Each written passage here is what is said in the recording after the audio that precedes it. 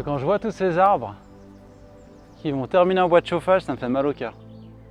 Il faudrait qu'on les valorise, il faudrait les valoriser. Je suis sûr que je peux arriver à faire ça.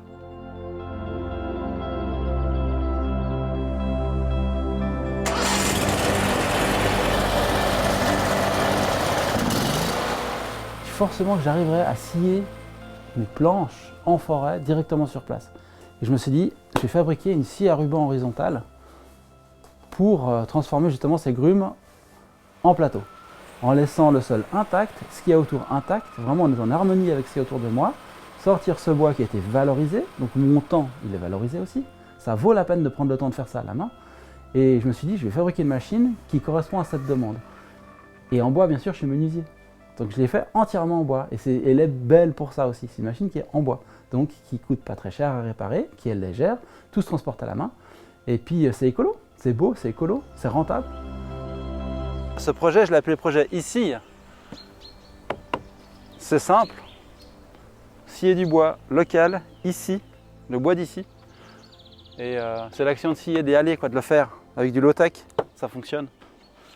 Et ben, le manche, qui est magnifique, ça vient du frêne que j'ai scié là-bas.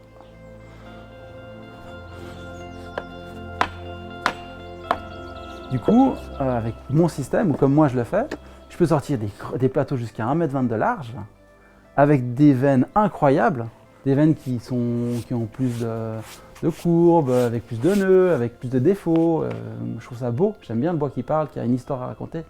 En ayant le minimum d'impact sur la forêt, j'arrive à sortir mon bois, avoir du bois pour mon travail, et puis on devient indépendant en fait. Pour finir, on sort notre bois sans dépendre de personne. Un frêne de 100 ans, ça donne 5 m3 de plateau. Chez mon fournisseur, c'est 10 000 francs de bois. Jusqu'à ce que j'arrive à scier mes premiers plateaux, ça m'a pris 300 heures de travail en tout. J'ai pas fait un plan qui a donné la machine et c'était prêt. En fait, j'ai pas ces capacités-là et je travaille pas comme ça en fait. Moi j'aime bien faire une partie, tester, faire une autre partie, tester, et après on arrive à un projet final qui est peut-être complètement différent du projet de début, mais qui fonctionne et qui était adapté en fait avec le temps, et c'est unique. Là où je suis content aussi, c'est que cette forêt en fait elle est préservée par ce type de valorisation parce que ça tasse pas le sol, ça limite l'impact, et tout ce qui pousse à côté je laisse, quand je pars ça repousse, c'est bien. Tout ce que vous voyez là, cette scierie mobile en bois, c'est un kit qui se démonte entièrement, qui se transporte à la main. Je pose l'entièreté sur ces 2 remorques. En 2 voyages avec mon véhicule, j'amène tout sur place, je la monte et je scie. Ma niche en fait, là où je vais chercher mon bois, c'est dans des forêts qui ne sont pas exploitées parce qu'elles sont toutes petites, parce qu'il y a plein de propriétaires différents, parce que ça coûte trop cher d'aller y exploiter. Et en fait, un arbre qui est mûr ou qui est sec ou qui est mort, qui est tombé, il faut le valoriser, il ne faut pas le laisser là. Un gros tronc de chêne qui fait 1 mètre de diamètre qui tombe dans la forêt, je pense que 30 ans après, il est encore là le tronc. J'espère qu'il y a plus de personnes qui vont recommencer à retourner dans la forêt avec des petites machines pour sortir du bois, le valoriser.